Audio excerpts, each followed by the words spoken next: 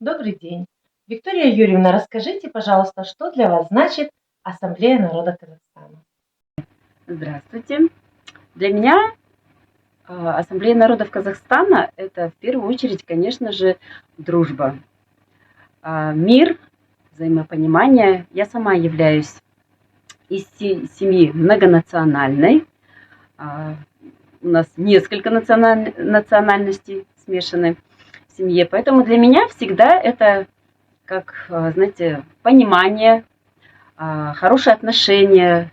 У нашего коллектива заслуг, конечно, немало. Самая главная заслуга – это то, что созданный коллектив на протяжении вот уже нам 27 лет, мы защитили звание народного и с гордостью его несем. Мы участники многих международных конкурсов. Дети стараются всегда выступать хорошо, чтобы как бы завоевывать места хорошие. У нас всегда гран-при, суперкубик, в том году вот суперкубок гран-при взяли.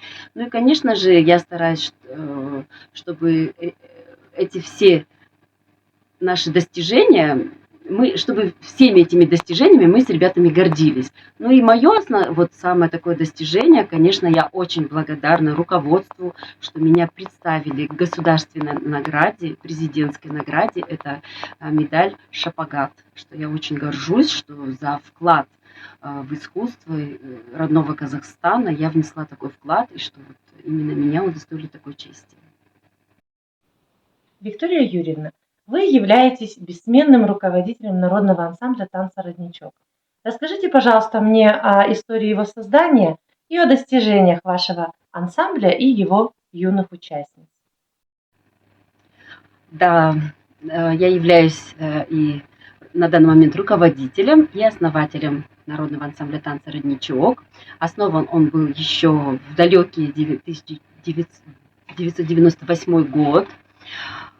Что явилось основанием для создания коллектива, это именно, знаете, вот всегда мой девиз был: не спрашивай, что Родина сделала для тебя, а спроси лучше, что ты сделал для Родины. Поэтому я всегда говорю, прежде чем что-то брать, нужно отдавать. И мне хотелось именно донести через творчество любовь к родному краю, к родному Казахстану. И в своих номерах я очень люблю патриотические номера. Я отражаю очень часто мои номера. Это дружба народов, это мой Казахстан. Такие номера меня вдохновляют. Для меня, потому что очень важно это отношения между людьми, взаимопонимание, толерантность, принятие культуры разных народов мира. И поэтому я, как сказать, люблю Вселенную и пытаюсь вот через наши номера, через любовь к моим ребятам-ученицам все это донести и перенести именно в культуру нашего родного края. Скажите, пожалуйста, какие творческие планы у вашего коллектива в год 30-летия Ассамблеи народа Казахстана?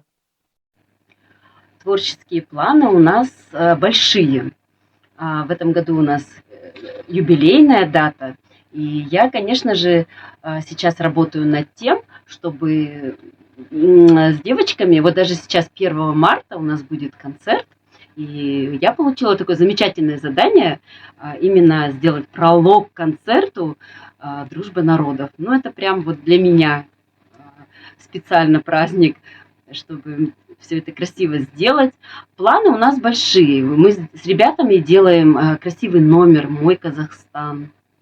В нем 31 участник, красивые костюмы. Я думаю, зрителям очень понравится.